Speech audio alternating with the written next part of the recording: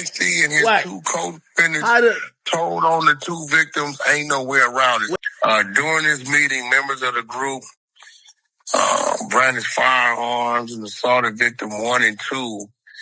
Following the assault, the group departed the scene with the victims' marijuana, codeine, and sneakers. Oh, people start talking. This is what they talking about. Okay, yeah, this gonna get interested tomorrow. I ain't seen this work. 3 co-defendants proffer and plea deals. They all told on victim 1 and 2. And they said Pooh Shiesty and his Wack. 2 co-defendants told on the 2 victims. Ain't no way around it. Wait, I ain't ready. how the culprits told on the victims? Like, how Cut overtime, and they got all kind of new paperwork. Wait, what? And I ain't ready. But the way they talking crazy on this text blast. All right, let's talk morons. Wack 100. I can see where he gets his name because he is Wack. The allegation that Pooh gave up information in this case is so idiotic. Even when he's reading it, DJ Academics is saying what a moron he is.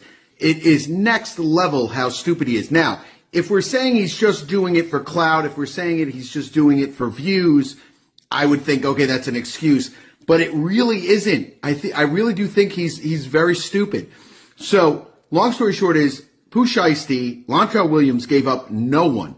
Absolutely no one. We never cooperated with the government whatsoever. The paperwork that he's reading is that our defense was that we blamed the alleged victims, that the victims were trying to hold up and rob Pooh and his crew, and that's why the guns came out. The victim said, I don't have a gun, I never owned a gun, and through our investigation and the evidence, we found not only did he own a gun, he had a firearm box in the trunk with ammunition in the trunk. Both of these alleged victims were total liars, totally full of shit. And that's why, instead of getting 10 years, the judge gave him under 5 years for a shooting case. Not because of any kind of, he cooperated. He didn't cooperate with shit. What was cooperation was the amazing work of his lawyer, me, along with Sam Zegane. I don't want to forget Sam. See my clock in the back. You know what time it is. I don't want to forget my friend Sam because Sam assisted in the case, but absolutely not one single defendant in that case flipped on anybody because there was no one to flip on. They said Pooh was the shooter. They said one of the other guys was the shooter. None of them flipped on anybody. We all went ahead with it. We took the plea, which I wanted to go to trial. I thought it was a good trial as well, but we took the plea and the judge ended up giving us just under 5 years. And with good behavior and an RDAP program, he got out in about 3 and change. So Wack 100, just to recap, Wack 100 is a moron, and what he is reading is as stupid as it sounds. That is all for now. So, what it sounds like to me is that the people running Wack 100's team, the exposers, didn't do their homework thoroughly before speaking on Pooh's case. Based on what Shiesty's lawyer explained, the supposed victims in that situation were actually lying and trying to pin everything on Pooh and his crew.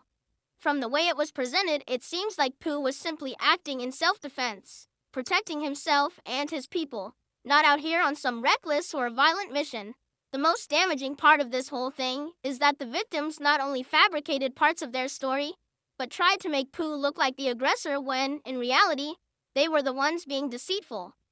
Once investigators in the court realized the inconsistencies and lies, the credibility of the victims completely crumbled. That alone was enough for the district attorney to see that the case wasn't as strong as it appeared, which is exactly why Pooh's sentence ended up being reduced. When your story doesn't align with the facts, the truth always finds a way to surface. And that's exactly what happened here. At the end of the day, Wack 100 needs to leave Shiesty alone. Since coming home, Shiesty hasn't said a single negative thing about him or anyone else. But then again, Wack wouldn't be Wack if he didn't stir up drama or insert himself into situations that don't concern him. His tactics, coming at people unprovoked, trying to expose or belittle others, are not only distasteful but also counterproductive. Conclusion: Wack should focus his energy on addressing those who actually come for him, not people who are staying in their own lane and trying to move forward. Sometimes silence speaks louder than confrontation, and in this case, Shiesty's quiet approach says everything. Wack's constant need for attention might keep his name in the headlines, but it's also the reason his credibility keeps slipping. Not everyone needs to be exposed. Sometimes the truth is already clear.